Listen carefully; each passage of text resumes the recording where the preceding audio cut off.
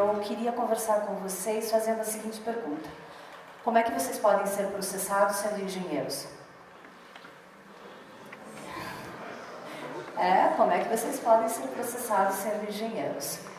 Sendo engenheiros, vocês podem ser processados sendo autônomos, empregados, empregadores, e serão, se não tomarem os cuidados necessários. E eu, como advogada, vou acabar virando parceira de trabalho de vocês, o que eu não acho uma boa ideia num momento de crise como nós estamos e num momento de construção de carreira, que é o caso de vocês. Bom, quando a gente fala em atividade do engenheiro no mercado de trabalho, vocês vão trabalhar ou como profissionais liberais, ou como empregados, ou como empregadores. E nessa forma, como profissionais liberais, vão responder se praticarem qualquer ato que gere prejuízo a outra pessoa. O que a gente tem aqui? Como é que vocês vão serem contratados? Como serão contratados? Como vão poder se proteger? Então vejam bem, vocês vão celebrar contratos com os clientes. Esses contratos podem ser tanto verbais quanto escritos. Os contratos verbais não têm forma prescrita em lei, e esse é o grande problema, porque depois eu comprovo como o que nós combinamos. É a diferença que a gente tem entre a união estável e o casamento. Vou morar junto com o namorado e vou casar. O que ficou combinado? É a mesma coisa. No contrato verbal, a prova de preço, prazo e o que foi combinado, o que eu deveria fazer, é muito aberta. No contrato escrito, tanto os direitos quanto as obrigações dos dois lados estarão pré-estabelecidos. Então, o que a gente sempre pensa? Casa, faz o documento, faz o papelzinho bem direitinho, coloca tudo como tem que ser colocado ali, com todos os deveres e obrigações. Mas isso não afasta a responsabilidade de vocês. A única garantia legal que vocês têm é a anotação de responsabilidade técnica. A ART, a famosa ART dos engenheiros, dos arquitetos, dos demais profissionais que são ligados ao conselho de classe de vocês, é o que dá a garantia legal, o que delimita quais são as obrigações, quais são os deveres de vocês. A ART, ela funciona como o vínculo entre a obra e o profissional. Está naquele documento registrado no conselho de classe de vocês quem foi o profissional que fez o projeto, ou quem foi o profissional que executou aquela obra e que, portanto, responde por ela. Se não existir uma ART, eu posso pensar em algumas hipóteses. Ou o profissional estava irregular, ou esse profissional não tinha o registro no conselho, ou não tenho um engenheiro responsável por aquela obra. Então, eu tenho um problema e o conselho vai fiscalizar e pode autuar, inclusive, a obra nesse sentido. E o problema, o segundo que acontece, o inverso que acontece, é quando eu tenho a ART assinada por um profissional que não comparece no momento da fiscalização. Ou até assinou um projeto que não foi nem ele que fez. Aí sim é complicado. É o famoso caneteiro, aprendi essa palavra hoje, achei o máximo, que vai responder por negligência. Porque a partir do momento que você firma o teu nome lá no documento e que você se diz responsável por ele e não cumpre com a tua responsabilidade técnica, você responde por isso. Então, quem assina a ART e recebe por isso e não cumpre com o seu papel como engenheiro, se tiver um acidente na obra, se tiver um problema de projeto ou se a obra cair, vai responder por isso.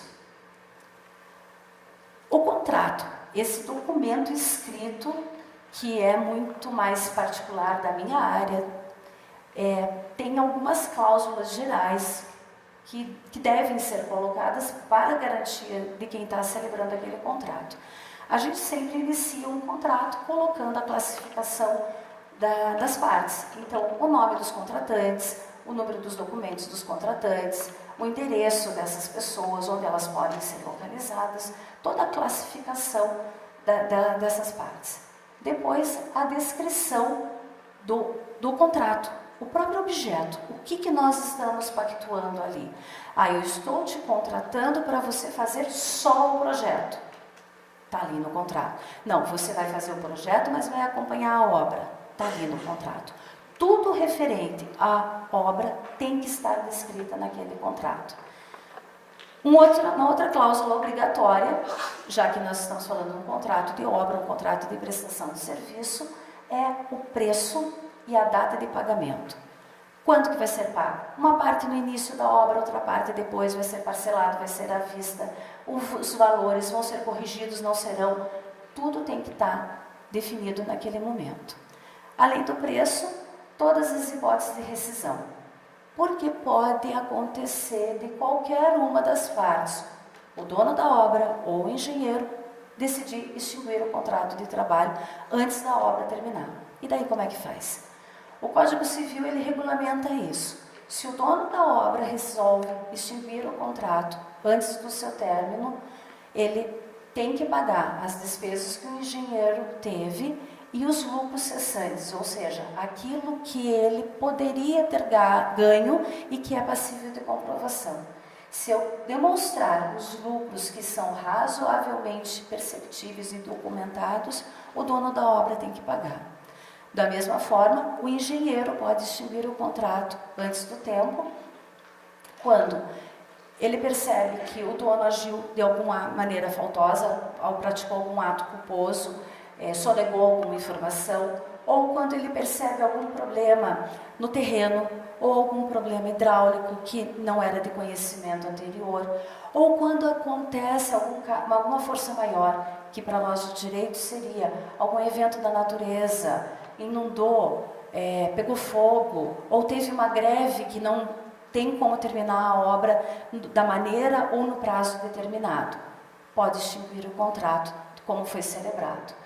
E outras disposições que são úteis no momento da celebração do contrato. Vai ter vistoria? Quando que vai ser feita essa vistoria? Quem vai poder fazer a vistoria? Vai ter relatório sobre entrega de material? Vai ter prestação de contas sobre o material? Tudo isso vem nesse contrato. E, como advogada, eu vou dizer para vocês, sempre peguem a assinatura de testemunha também no contrato para validar, para dar credibilidade àquele documento que vocês estão firmando com o dono da obra. Senão fica um documento só entre nós, pode ser questionado no futuro. É ideal, contratem um advogado, ainda que vocês pactuem com ele, dele fazer um modelo de contrato que depois vocês venham adaptar, mas pelo menos vocês vão ter a segurança de que está de acordo com a lei e que vai proteger vocês de alguma maneira numa discussão futura. Uma outra forma de responsabilidade é a responsabilidade por solidez e segurança da construção. Quando a gente fala de segurança da construção, principalmente, envolve aqui as questões de acidente de trabalho. O Código de Defesa do Consumidor, ele garante ao consumidor, a parte que te contratou, 5 anos para reclamar por problemas, por defeitos na obra. Então, também, documentem a data de entrega da obra. Façam um recibo e coloquem a data. A gente sempre que assina qualquer documento tem que lembrar de colocar a data, porque é desta data que começa a contar qualquer prazo para discussão judicial, prazos prescricionais para serem discutidos daí em juízo. E as questões de acidentes de trabalho, elas são a maior preocupação na construção civil. Estatísticas do TST, estatísticas da Previdência Social apontam que os maiores acidentes e os acidentes mais sérios com trabalhadores são na construção civil. Problemas com eletricidade, soterramento, quedas, ausência de equipamento de proteção, ausência de treinamento da CIPA, são questões muito cotidianas e, infelizmente, na maioria das vezes, se não forem severas a ponto de levar a óbito, são incapacitadoras. Então, a gente tem que tomar bastante cuidado. E os engenheiros de segurança, eles respondem inclusive criminalmente, se acontecer um óbito, por exemplo, numa obra. A responsabilidade pela escolha dos materiais, ela pode ser prevenida e ela pode ser delimitada pelo memorial descritivo, que vocês devem conhecer muito bem. No memorial descritivo, constem sempre se vocês serão responsáveis pela qualidade dos materiais e também se a qualidade dos materiais de finalização da obra. Se é o dono da obra que vai escolher ou se são vocês que vão escolher, para evitar depois discussão também sobre esse ponto. A responsabilidade por danos a terceiros é a responsabilidade que extrapola a obra, a área onde vocês estão atuando, mas que também não é raro acontecer um acidente nas áreas vizinhas. Então, eu estou mexendo no terreno aqui e acabo derrubando o muro do vizinho, provocando rachaduras no apartamento de baixo, provocando quedas de materiais nos outros imóveis. O dono da obra responde e o engenheiro também vai responder. Quais são os erros mais comuns? Gente, o leque é infinito, porque vocês sabem que tudo pode acontecer quando envolve seres humanos. A criatividade do ser humano para aprontar é infinita, infinita. Mas erros técnicos, erros de projeto, erros de execução deste projeto, consultoria e certificação do engenheiro, a responsabilidade técnica, a responsabilidade penal e civil, quebra de sigilo profissional do cliente. Isso é muito importante. As pessoas hoje usam rede social para se autopromover e às vezes esquecem que estão colocando fotografias de imóveis, de propriedades que não são suas e tem que tomar cuidado com isso.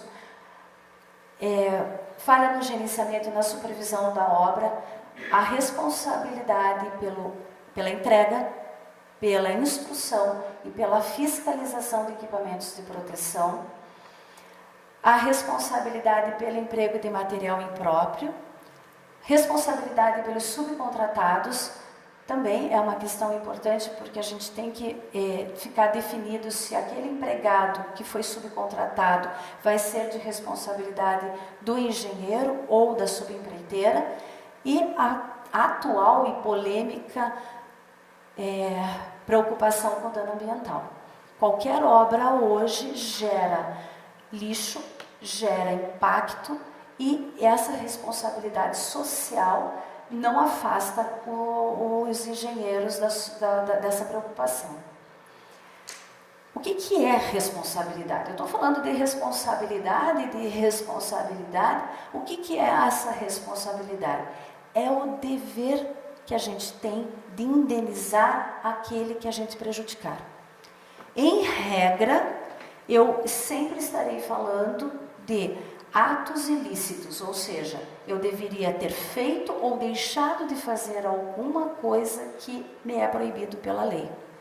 É muito difícil a gente ter casos lícitos que eu sou obrigada a indenizar, mas a lei prevê, como por exemplo no caso de seguro, que eu recebo uma indenização que decorre de um contrato. Aqui não, aqui eu estou falando de um ato ilícito do engenheiro. O engenheiro assinou um projeto e não acompanhou a obra. Se tiver um problema na execução dessa obra, ele vai responder. Quando ficar demonstrado esse ato ilícito, ficar demonstrada a relação de causalidade entre o ato ilícito e o dano. Se eu não conseguir provar o vínculo do prejuízo que o vizinho teve com o pedaço de tijolo, de obra, de muro que desprendeu daqui, eu não tenho obrigação de indenizar. Então, para ter a obrigação, eu tenho que ter uma prática ou uma omissão que se vincule a um prejuízo. E esse prejuízo qual é? Ele pode ser patrimonial, caiu o muro, então vamos reconstruir o muro, ou vamos pagar para alguém reconstruir aquele muro, ou extrapatrimonial, que é o conhecido dano moral. Quando eu atinjo a esfera pessoal de alguém, quando eu provoco uma cicatriz, quando eu maculo o nome daquela pessoa, quando eu uso indevidamente a imagem daquela pessoa, que são os danos extrapatrimoniais. Dessa forma, comprovados esses 3 elementos, a gente tem a responsabilização, vai ter o dever de indenizar. Para vocês, engenheiros, como profissionais liberais, o Código de Defesa do Consumidor, ele diz que a vítima tem que demonstrar a culpa. Se vocês forem construtora, pessoa jurídica, daí a responsabilidade de vocês é uma responsabilidade pela atividade. A vítima daí não precisa mais demonstrar a culpa. Basta ela alegar que ela teve um prejuízo, quem vai ter que provar que não fez nada de errado é a empresa de engenharia. A gente, como profissional liberal, não, a vítima tem que demonstrar, não, ele não acompanhou a obra, ou ele era responsável por aquilo e não fez. Agora, como empresa de engenharia, daí a responsabilidade é chamada de responsabilidade objetiva.